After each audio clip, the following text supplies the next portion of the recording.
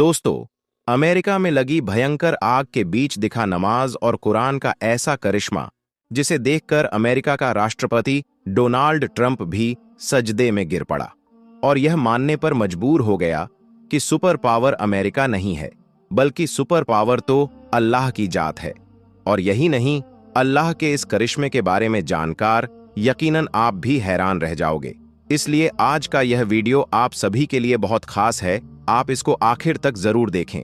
और सबसे पहले, अगर आप भी यही मानते हो कि असल सुपर पावर सिर्फ अल्लाह की जात है, तो आप इस वीडियो को दिल से एक लाइक जरूर कर दें और इस वीडियो को शेयर भी कर दें ताकि और भी लोगों के पास में यह वीडियो पहुंच जाए। तो चलिए दोस्तों, वीडियो देखते हैं। दोस्तों, जैसा कि आप सभी को मालूम होगा कि इस वक्त अमेरिका में कितनी भयंकर आग लगी हुई है, कितना जानो माल का नुकसान हो रहा है। और यही नहीं, अमेरिका में लगी यह आग बढ़ती ही जा रही है और फैलती फैलती यह आग अब तक 30,000 एकड़ से भी ज्यादा में फैल चुकी है, क्योंकि इस भयंकर आग के बीच बहुत तेज हवाएं चल रही हैं, जिसकी वजह से यह आग लगातार फैलती ही जा रही है। फैलते फैलते यह आग हॉलीवुड अड्डे तक भी पहुंच चुकी है, जिससे बहुत से हॉलीवुड एक्टर्स के घर भी जलकर खाक हो गए हैं। अमेरिका में लगी आग से आज पूरा अमेरिका जहन्नुम-नुमा बन गया है।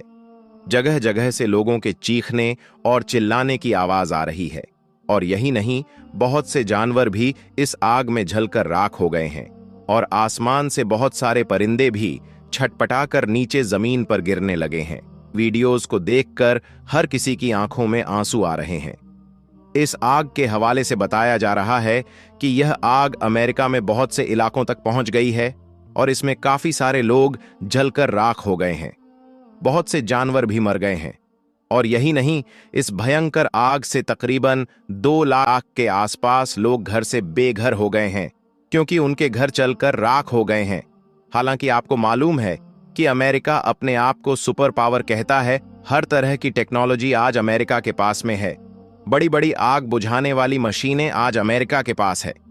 मगर इन सब ने मिलकर भी आग को बुझाने की बहुत कोशिश की, मगर वह इस आग पर काबू न पा सके, क्योंकि इस आग के हवाले से कहा जा रहा है कि यह अमेरिका पर अल्लाह का एक अजाब है, क्योंकि पिछले काफी दिनों से इजराइल फिलिस्तीन के बेकसूर लोगों को मार रहा है, उनको सता रहा है और उनके मासूम बच्चों पर जुल्म ढा रहा है।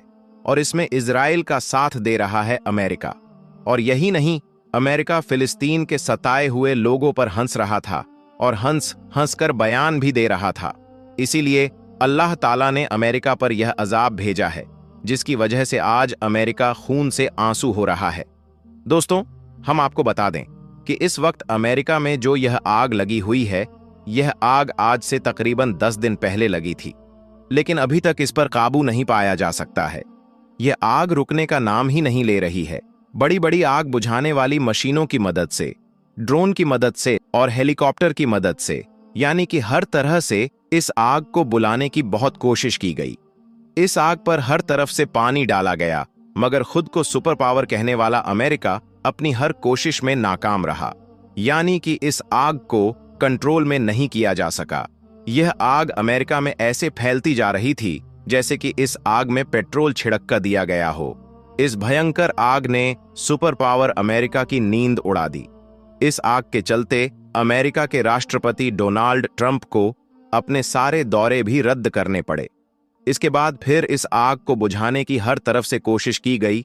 बड़ी बड़ी आग बुझाने वाली मशीनों को बुलाया गया, आसमान से पानी छिड़का गया, मगर यह आग तो कम होने के बजाय बढ़ती ही गई, यानी कि फैलते ही चली गई। ऐसा लगने लगा था जैसे कि अब इस आग पर काबू पर आना मुश्किल है और अब यह आग पूरे अमेरिका को जलाकर राख कर देगी। इसके अलावा हम आपको यह भी बता दें कि अमेरिका में लगी इस आग की वजह से अमेरिका का टेम्परेचर भी तकरीबन 40 डिग्री से ऊपर हो गया था, जिसकी वजह से पूरे अमेरिका में गर्मी बहुत ज्यादा तेज हो गई थी। यह खौफनाक मंजर देखकर अमेरिका का हर इंसान सदमे में आ गया। फिर जब अमेरिका के मुसलमानों ने यह मंजर देखा तो उनके पास अल्लाह से दुआएं करने के अलावा कोई रास्ता नहीं था। इसलिए फिर अमेरिका के बहुत से मुसलमान अपने अपने घरों से बाहर निकले और बीच मैदान में जाकर सफ बनाकर खड़े हो गए। और फिर अल्लाह की बारगाह में सजदा करने लगे, यानी कि वह इस मुसीबत की घड़ी में अल्लाह ताला के सामने झुकने लगे और नमाज पढ़ने लगे। और एक वीडियो अजान का भी वायरल हो रहा है, जिसमें बहुत से अमेरिकी मुसलमान सड़कों पर इकट्ठा होकर अजान पढ़ रहे हैं। इसके बाद अमेरिका के मुसलमानों ने कुरान पाक की तिलावत की और फिर सब ने अल्लाह के बारे में अपने हाथ उठा दिए और फिर रो रोकर गिड़गिड़ाकर अल्लाह से दुआएं मांगने लगे। अब दोस्तों, इधर अमेरिका के मुसलमानों का अल्लाह से दुआएं मांगना था और उधर अल्लाह ने उनकी दुआओं को कबूल फरमा लिया। इसलिए फिर कुछ ही देर के बाद पूरे अमेरिका में जोरदार बारिश होना शुरू हो गई, यानी कि अमेरिका में जिस जगह पर भयंकर आग लगी हुई थी उस जगह पर तेज तेज बारिश होने लगी। जबकि हम आपको बता दें कि इस वक्त अमेरिका में मानसून का कोई भी मौसम नहीं है, यानी कि बारिश की दूर दूर तक कोई संभावना नहीं थी। फिर भी अल्लाह की कुदरत से पूरे अमेरिका में जोरदार बारिश होने लगी, जिसकी वजह से फिर अमेरिका में जो आग लगी हुई थी वह पूरी तरह से बुझ गई और अमेरिका के लोगों ने राहत की सांस ली। और यही नहीं, फिर जब इस बारे में अमेरिका के राष्ट्रपति डोनाल्ड ट्रंप को मालूम चला तो वह भी सजदे में गिर पड़ा और यह करने पर मजबूर हो गया कि सुपर पावर हम नहीं हैं, बल्कि असल सुपर पावर तो अल्लाह की जात है। आप दोस्तों, आप सोच रहे होंगे कि अमेरिका तो एक यहूदी देश है, इसमें इतने सारे मुसलमान कहां से आ गए। तो हवाले से हम आपको बता दें कि हां, यह बात आपकी सही है। यही अमेरिका पहले इस्लाम को देखना पसंद नहीं करता था। इसने इस्लाम को मिटाने की, इस्लाम को बदनाम करने की हर तरह से कोशिश की थी, लेकिन इसकी तमाम कोशिशें बेकार गईं। अमेरिका में इस्लाम के खिलाफ उठने वाला हर कदम इस्लाम को फैलाता ही चला गया, क्योंकि अमेरिका में जब हर तरफ से इस्लाम को बदनाम किया जाने लगा तो लोगों में इस्लाम को जानने की इच्छा होने लगी। इसलिए फिर अमेरिका के लोगों ने इस्लाम के बारे में जानना और इसके बारे में पढ़ना शुरू कर दिया। और फिर जैसे जैसे अमेरिका के लोग इस्लाम के बारे में पढ़ते गए, वैसे वैसे उनके सामने सच्चाई आई गई और फिर आखिरकार उनको यह मालूम हो गया कि इस दुनिया में इस्लाम ही एक सच्चा मजहब है और यही है जो सिर्फ हक की दावत देता है। इसलिए दोस्तों, आज अमेरिका में सबसे ज्यादा और सबसे तेजी के साथ में फैलने वाला अगर कोई धर्म और मजहब है तो वह है सिर्फ इस्लाम। आज अमेरिका जैसे सुपर पावर देश को भी यह लगने लगा है कि इस्लाम जैसा सुपर पावर कोई और नहीं है। और यही नहीं, लंदन और न्यूजीलैंड जैसे देशों ने भी कुरान पाक की ताकत को मानना शुरू कर दिया है। इसलिए अब देशों के असेंबली में भी कुरान पाक की तिलावत होने लगी है। इसके अलावा जहां पर अजान को बैन किया गया था, यानी कि जहां पर अजान पर पाबंदी लगाई गई थी, वहां पर भी अब अजान देने का सिलसिला शुरू हो गया है। यहां तक कि वहां के कई वैज्ञानिक भी इस्लाम की ताकत को साबित कर चुके हैं।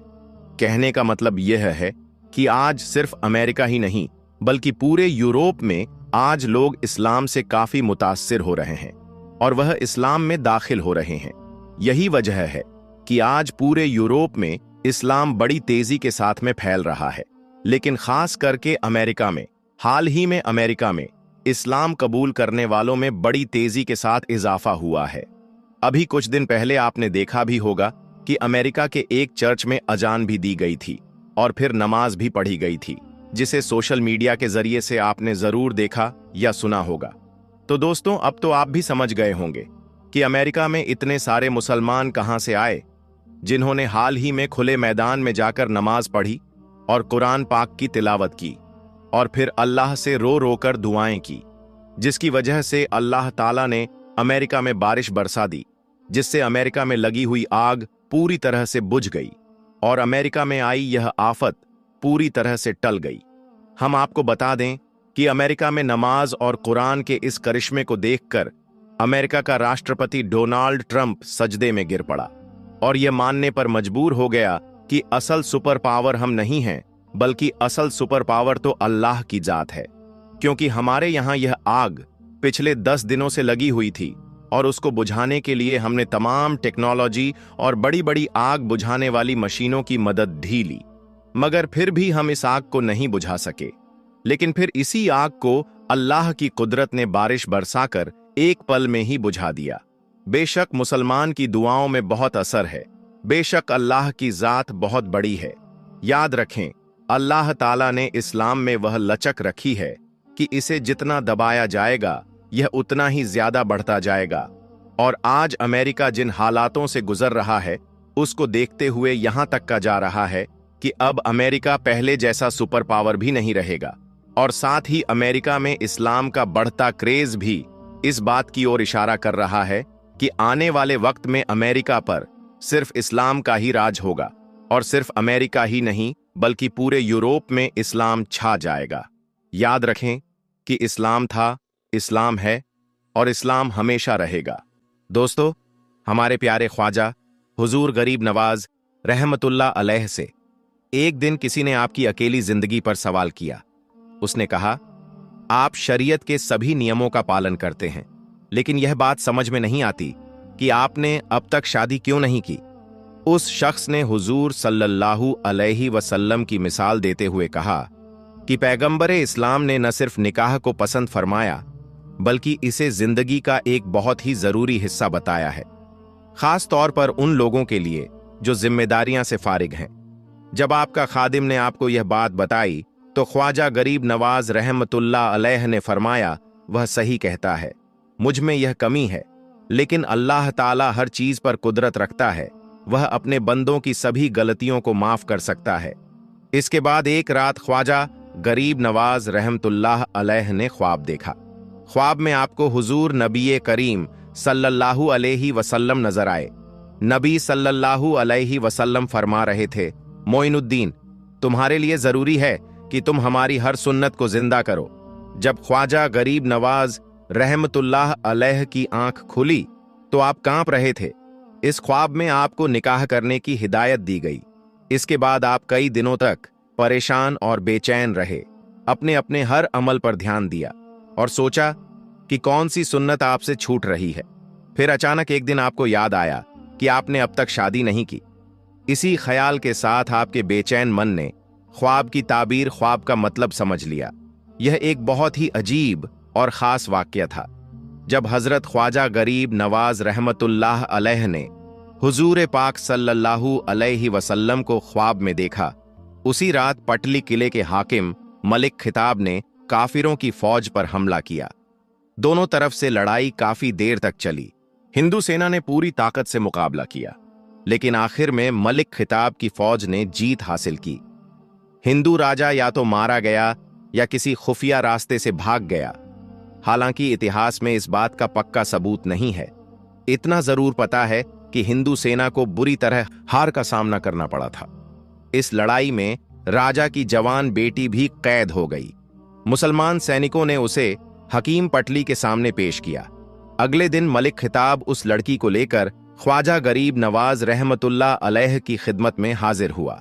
मालिक खिताब ने ख्वाजा गरीब नवाज रहमतुल्लाह अलैह के कदम चूमे और कहा, यह लड़की एक बड़े खानदान से ताल्लुक रखती है।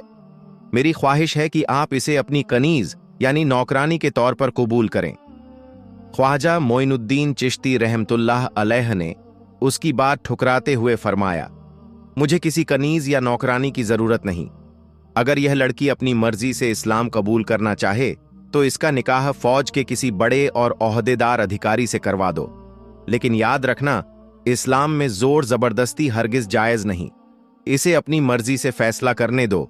यह एक बेगुनाह और मजबूर औरत है। इसे जहां जाना है जाने दो। ख्वाजा गरीब नवाज रहमतुल्लाह अलैह आगे फरमाया, अगर हिंदू लोग दोबारा बगावत के लिए तैयार ना हों तो उन्हें भी माफ कर दो। काफिरों के साथ भी मोहब्बत और इंसाफ से पेशा आओ, ताकि वह समझ सकें कि इस्लाम कितना रहम दिल और खूबसूरत दीन है। ख्वाजा गरीब नवाज रहमतुल्लाह अलैह ने अपनी बात नरमी से कह दी, लेकिन मलिक खिताब बार बार जिद करता रहा। वह सिर्फ आपकी खुशी चाहता था। आखिरकार जब उसकी जिद खत्म नहीं हुई तो ख्वाजा गरीब नवाज रहमतुल्लाह अलैह को सख्त लहजे में बात करनी पड़ी। आपने फरमाया, यह लड़की तुम्हारी कैदी जरूर है, लेकिन तुम्हें इसे अपनी मर्जी के मुताबिक चलाने का कोई हक नहीं। यह एक मजबूर औरत है। इसके हालात का एहसास करो और इसे आजाद कर दो। यह खुद जहां जाना चाहेगी वहां चली जाएगी। यह सुनकर मलिक खिताब चुप हो गया। और मायूस होकर ख्वाजा साहब की बारगाह से उठ खड़ा हुआ। उसने राजकुमारी को साथ चलने का इशारा किया, लेकिन वहां मौजूद लोग हैरान रह गए जब लड़की ने उसके साथ जाने से इनकार कर दिया। ख्वाजा गरीब नवाज रहमतुल्लाह अलैह ने उस समझाने की बहुत कोशिश की, लेकिन लड़की ने कहा, आपने ही तो फरमाया था कि मुझे मेरी मर्जी पर छोड़ दिया जाए। अब मेरी ख्वाहिश है कि मैं मुसलमान बनकर अपनी बाकी जिंदगी आपके कदमों में गुजार दूं। लड़की के लिए ख्वाहिश इतनी मजबूत थी कि ख्वाजा गरीब नवाज रहमतुल्लाह अलैह उसे मना नहीं कर सके। मलिक खिताब यही चाहता था और अल्लाह की कुदरत ने उसकी यह तमन्ना पूरी कर दी। कुछ दिनों बाद उसे हिंदू लड़की ने अपने बाप दादा का धर्म छोड़कर इस्लाम कबूल कर लिया। इसके बाद ख्वाजा गरीब नवाज रहमतुल्लाह अलैह ने उस लड़की का नाम अमातुल्लाह रखा और उससे निकाह कर लिया। बीवी अमातुल्लाह बहुत नेक और पाक दामन खातून थी। उनके अच्छे किरदार ने गैर मुस्लिम औरतों पर गहरा असर डाला और इस तरह इस्लाम और फैलने लगा। बीवी अमातुल्लाह से ख्वाजा गरीब नवाज रहमतुल्लाह अलैह की बेटी बीबी हाफिजा जमाल पैदा हुई। बीवी हाफिजा का हिंदुस्तान की पाक औरतों में बहुत ऊंचा मकाम है। उनका मज़ार शरीफ सुल्तानुल हिंद के पास ही वाक़ है। दोस्तों, इतिहास की भरोसेमंद किताबों में ख्वाजा गरीब नवाज रहमतुल्लाह अलैह की दूसरी शादी का भी जिक्र मिलता है। लिखा है कि सैयद वजीहुद्दीन चिश्ती रहमतुल्लाह अलैह, जिन्हें कुतुबुद्दीन ऐबक ने अजमेर का हकीम बनाया था, उनकी एक बेटी थी जिनका नाम बेबी इस्मत खातून था। सैयद वजीहुद्दीन अपनी बेटी की शादी को लेकर बहुत परेशान रहते थे। एक रात उन्होंने ख्वाब में हजरत इमाम जाफर सादिक रज़ियल्लाहु अन्हु को देखा। हजरत इमाम जाफर सादिक रज़ियल्लाहु अन्हु ने फरमाया, ए फर्जंद, फिक्रमंद मत हो। बारगाहे रिसालत से हुक्म है कि अपनी बेटी का निकाह हजरत ख्वाजा मोइनुद्दीन चिश्ती रहमतुल्लाह अलैह से कर दो। सुबह उठकर सैयद वजीहुद्दीन ने ख्वाजा गरीब नवाज रहमतुल्लाह अलैह की खिदमत में हाजिर होकर अपना ख्वाब बयान किया। हालांकि हजरत ख्वाजा गरीब नवाज रहमतुल्लाह अलैह पहले से शादीशुदा थे, लेकिन जब आपने यह सुना कि यह नबी पाक सल्लल्लाहु अलैहि वसल्लम का हुक्म है तो तुरंत निकाह के लिए तैयार हो गए। बीबी इस्मत खातून रहमतुल्लाह अलैह से आपके 3 बेटे हुए। एक ख्वाजा फखरुद्दीन, दूसरे ख्वाजा जियाउद्दीन, तीसरे ख्वाजा हिसामुद्दीन। हजरत ख्वाजा फखरुद्दीन रहमतुल्लाह अलैह एक बड़े बुजुर्ग और बहुत जलाल वाले शख्स थे। आपने अपनी पूरी जिंदगी इस्लाम की खिदमत के लिए वक्फ कर दी। आप हमेशा इस्लाम का पैगाम फैलाने और जिहाद के मैदान में लगे रहते थे। आखिरकार एक जंग में कुफ्फार से लड़ते हुए आप शहीद हो गए। आपका मज़ार मुबारक किशनगढ़ के कस्बे सरवार शरीफ में है, जो अजमेर से तकरीबन 30 से 40 किलोमीटर की दूरी पर है। हजरत ख्वाजा फखरुद्दीन रहमतुल्लाह अलैह अपने वालिद हजरत ख्वाजा मोइनुद्दीन चिश्ती रहमतुल्लाह अलैह विसाल के बाद 30 साल तक जिंदा रहे। आपके जलाल और बुजुर्गी का यह हाल था कि आप अक्सर जंग की हालत में फरमाते, जो बाप के दरवाजे से बेमुराद लौटे वो बेटे के पास आए, इंशाअल्लाह उसकी मुराद पूरी होगी। इसका मतलब था कि जो लोग हजरत ख्वाजा गरीब नवाज रहमतुल्लाह अलैह के दरबार से अपनी दुआओं का जवाब न पाएं, वह ख्वाजा फखरुद्दीन रहमतुल्लाह अलैह की दरगाह में हाजिर हों। अल्लाह ताला उनके जरिए अपने रहमतों से उनकी मुरादें जरूर पूरी करेगा। यह बात सिर्फ एक रिवायत नहीं है, बल्कि हिंदुस्तान के बेशुमार लोगों ने इसे सच होते देखा और महसूस किया है। हजरत ख्वाजा फखरुद्दीन रहमतुल्लाह अलैह की इस बात ने अनगिनत लोगों के मसाइल समस्याएं हल की हैं। यह अल्लाह ताला का एक राज है जिसे कोई समझ नहीं सका। खुदा की कुदरत जमीन पर अपने निशानियां जाहिर करने के अलग अलग तरीके रखती है। हजरत ख्वाजा फखरुद्दीन रहमतुल्लाह अलैह वो बुजुर्ग हैं जिनके जरिए अल्लाह ने ख्वाजा गरीब नवाज रहमतुल्लाह अलैह की नस्ल को आगे बढ़ाया। आज भी लाखों लोग ख्वाजा गरीब नवाज रहमतुल्लाह अलैह के बेटे ख्वाजा फखरुद्दीन रहमतुल्लाह अलैह के दरबार से फैज पाते हैं। दोस्तों, एक और दिलचस्प वाक्य सुने। जब ख्वाजा गरीब नवाज रहमतुल्लाह अलैह अजमेर में कुछ वक्त गुजारने के बाद फिर से दिल्ली तशरीफ लाए तो हालात बदल चुके थे। पिछली बार जब आप दिल्ली आए थे तो सुल्तान कुतुबुद्दीन ऐबक की हुकूमत थी, लेकिन अब ऐबक का इंतकाल हो चुका था और उनकी जगह सुल्तान शमसुद्दीन अल्तमश हिंदुस्तान पर हुकूमत कर रहे थे। यह वही नौजवान था जो एक बार तीर कमान लिए हुए ख्वाजा गरीब नवाज रहमतुल्लाह अलैह के सामने से गुजरा था। उस वक्त ख्वाजा साहब ने फरमाया था, खुदा इस नौजवान को उस वक्त दुनिया से नहीं उठाएगा जब तक ताज और तख्त इसका मुकद्दर नहीं बन जाते। हिंदुस्तान का तख्त इसका इंतजार कर रहा है। फिर वक्त बदला और अल्तमश फौज में सबसे ऊंचे ओहदे तक पहुंच गए और उन्होंने कई जंगों में हिस्सा लिया और अपनी बहादुरी के कारनामे दिखाए। उनकी बहादुरी देखकर सुल्तान कुतुबुद्दीन ऐबक की मोहब्बत और बढ़ गई, यहां तक कि उन्होंने अपनी बेटी का निकाह अल्तमश से कर दिया। फिर जब सुल्तान कुतुबुद्दीन ऐबक का इंतकाल हो गया तो अल्तमश सुल्तान शमसुद्दीन के नाम से हिंदुस्तान के बादशाह बन गए। जब दिल्ली के लोगों को ख्वाजा गरीब नवाज रहमतुल्लाह अलैह की भविष्यवाणी के बारे में पता चला तो किसी को यकीन नहीं हुआ। लोग हैरान थे कि कोई इंसान कैसे 10-12 साल बाद होने वाले वाक्य को पहले ही देख सकता है। धीरे धीरे यह खबर सुल्तान शमसुद्दीन अल्तमश तक भी पहुंची। सुल्तान को यह पता चला कि दिल्ली में ख्वाजा कुतुबुद्दीन बख्तियार काकी रहमतुल्लाह अलैह नाम के एक बुजुर्ग रहते हैं। वह ख्वाजा गरीब नवाज रहमतुल्लाह अलैह के शागिर्द और मुरीद हैं, जिनके पीरो मुर्शिद ख्वाजा गरीब नवाज रहमतुल्लाह अलैह ने ही यह भविष्यवाणी की थी। सुल्तान अल्तमश यह सुनकर बहुत हैरान हुए और ख्वाजा कुतुबुद्दीन बख्तियार काकी रहमतुल्लाह अलैह से मिलने के लिए उनके खानका पहुंचे। पहली ही मुलाकात में सुल्तान इतने प्रभावित हुए कि उन्होंने इस दरगाह का हमेशा के लिए गुलाम बनने का फैसला कर लिया। अल्तमश एक नेक दिल और फकीर पसंद इंसान थे।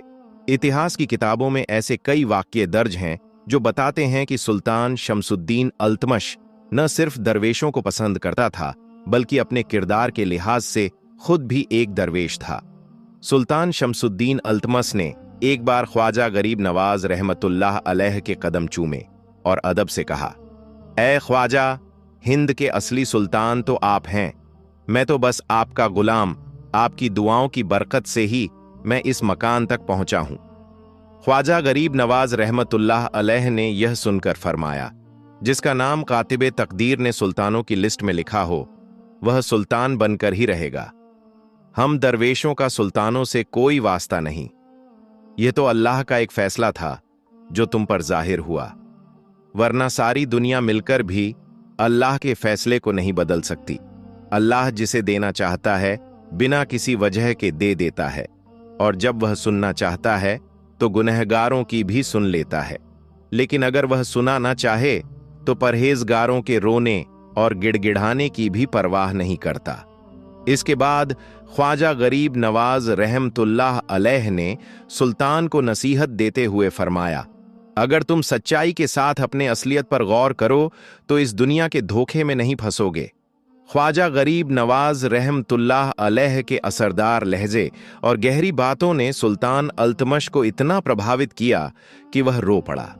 उसकी आंखों के सामने अतीत की सारी बातें जैसे फिर से जिंदा हो गईं। ख्वाजा गरीब नवाज ने उसे उसके गुलामी के दिनों की याद दिलाई। यह सुनकर सुल्तान की आजिज़ी और इनकिसारी बढ़ गई। उसका सर झुक गया और उसकी आंखों से आंसू बहने लगे।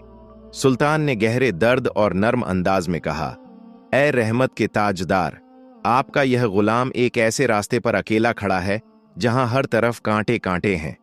दुआ करें कि मैं इस रास्ते से सलामती से निकल जाऊं, और यह भी दुआ करें कि जिसने मुझे गुलामी की जंजीरों से आज़ाद करके शाही ताज पहनाया, मैं उसकी मर्जी के मुताबिक चल सकूं। खुदा से मेरी गुजारिश है कि वह मुझे नफ्स की बुराइयों से बचाए और मेरी वजह से उसके बंदों को कोई तकलीफ ना हो। यह मंजर देखकर वहां मौजूद लोग हैरान रह गए। पहली बार उन्होंने एक सुल्तान को इतना आजिज और नर्म लहजे में बात करते हुए देखा, लेकिन जो समझदार लोग थे वह जानते थे कि यह सब ख्वाजा गरीब नवाज रहमतुल्लाह अलैह की रूहानी ताकत और जलाल का असर था। ख्वाजा गरीब नवाज रहमतुल्लाह अलैह ने सुल्तान पर दुआएं करते हुए फरमाया, सुल्तान शमसुद्दीन, तुम शुरू से ही बुजुर्गों की दुआओं के साए में हो। अल्लाह अपने बंदों को आजमाने के लिए अलग अलग तरीके अपनाता है। कभी किसी का ताज और शाही रुतबा छीनकर राजमाता है, तो कभी किसी को हुकूमत की जिम्मेदारियां में डालकर। कामयाब वही होता है जो हर मुश्किल के बीच अपने किरदार को पाक और बेदाग रखता है। यह दुनिया का सबसे मुश्किल काम है। फिर फरमाया, लेकिन इस फकीर की दुआएं तुम्हारे साथ हैं। अल्लाह तुम्हारा मददगार है और हर मुश्किल को आसान करने वाला है। हमेशा अदलो इंसाफ को कायम रखना, क्योंकि अल्लाह बेइंसाफ हुक्मरानों को कभी पसंद नहीं करता। दुआ पूरी होने के बाद सुल्तान शमसुद्दीन अल्तमश ने ख्वाजा गरीब नवाज रहमतुल्लाह अलैह के हाथ चूमे और अदब से वापस जाने लगे। जब वह वापस जा रहे थे तो लोगों ने सुना कि वह बड़े जोश और जब्बे से कह रहे थे, मैं अपनी बादशाही पर गर्व नहीं करता, बल्कि यह ख्वाजा गरीब नवाज रहमतुल्लाह अलैह की दुआ का असर है, जिन्होंने अपनी मुबारक जबान से मुझे सुल्तान कहा। उसी की बरकत से मैं आज बादशाह हूं। उसी जमाने में शेख शहाबुद्दीन रहमतुल्लाह अलैह एक बड़े खलीफा और मशहूर बुजुर्ग हजरत ख्वाजा हमीदुद्दीन नागौरी रहमतुल्लाह अलैह बगदाद से दिल्ली आए। काजी हमीदुद्दीन को धार्मिक संगीत, जिसे सीमा कहा जाता है, बहुत पसंद था। दिल्ली के कुछ सूफी बुजुर्ग, जिनमें हजरत ख्वाजा कुतुबुद्दीन बख्तियार काकी रहमतुल्लाह अलैह भी शामिल थे, उन्होंने काजी साहब की इज्जत में सीमा की महफिल रखी। लेकिन दिल्ली के उलेमा इस सीमा के सख्त विरोधी थे, जिसकी वजह से उन्हें काजी साहब और दूसरे सूफियों से नाराजगी हो गई। मौलाना रुकनुद्दीन समरकंदी, जो उस समय के बड़े आलिम थे, सूफियों और दरवेशों के खिलाफ हो गए। एक बार सुल्तान शमसुद्दीन अल्तमश के महल के पास धार्मिक संगीत सीमा की एक महफिल हुई। जब हजरत ख्वाजा कुतुबुद्दीन बख्तियार काकी रहमतुल्लाह अलैह को इसका पता चला, तो वह अपने कुछ साथियों के साथ वहां पहुंचे। उन्होंने अपने घर वालों से कहा कि जब मौलाना रुकमुद्दीन आएं तो वह लोग चुप जाएं। अगर वह बिना इजाजत के अंदर आएं तो हम उनका विरोध करेंगे। जब मौलाना रुकमुद्दीन आए तो घर में किसी को न देखकर वापस लौट गए। इस मामले को टाल दिया गया, लेकिन कई और उलेमा भी इस सीमा के खिलाफ थे। सुल्तान शमसुद्दीन अल्तमस के दरबार के दो मशहूर आलिम मुल्ला इमामुद्दीन और मुल्ला जलालुद्दीन सीमा के खिलाफ थे। उन्होंने अपने असर का इस्तेमाल करते हुए अल्तमश पर दबाव डाला और सीमा की महफिलों पर पाबंदी लगवा दी। फिर एक खास बैठक में सुल्तान ने हजरत काजी हमीदुद्दीन नागौरी रहमतुल्लाह अलैह को बुलाया, ताकि वह उलेमा के सवालों का जवाब दें। मुल्ला इमामुद्दीन और मुल्ला जलालुद्दीन ने उनसे पूछा, क्या शरीयत में सीमा हराम है या हलाल?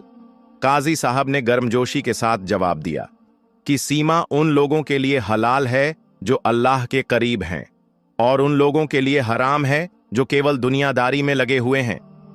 हजरत काजी हमीदुद्दीन नागौरी रहमतुल्लाह अलैह ने उलेमा के सवालों का जवाब देने के बाद सुल्तान शमसुद्दीन अल्तमश से कहा, क्या आपको याद है जब आप बचपन में गुलाम थे और आपके मलिक के घर में सीमा की महफिल हो रही थी? आप पूरी रात एक चिराग लेकर खड़े रहे और उन फकीरों ने आपकी मदद से खुश होकर दुआ दी, और उन्हीं फकीरों की दुआ से अल्लाह ने आपको बादशाह बना दिया। काजी साहब की बात सुनकर सुल्तान अल्तमस की आंखों में आंसू आ गए और वह बहुत भावुक हो गए। इसके बाद सुल्तान ने काजी साहब को अदब के साथ विदा किया। फिर सुल्तान खुद भी सीमा की महफिलों में हिस्सा लेने लगे, और यह शौक इतना बढ़ा कि वह हजरत ख्वाजा कुतुबुद्दीन बख्तियार काकी रहमतुल्लाह अलैह के मुरीद बन गए।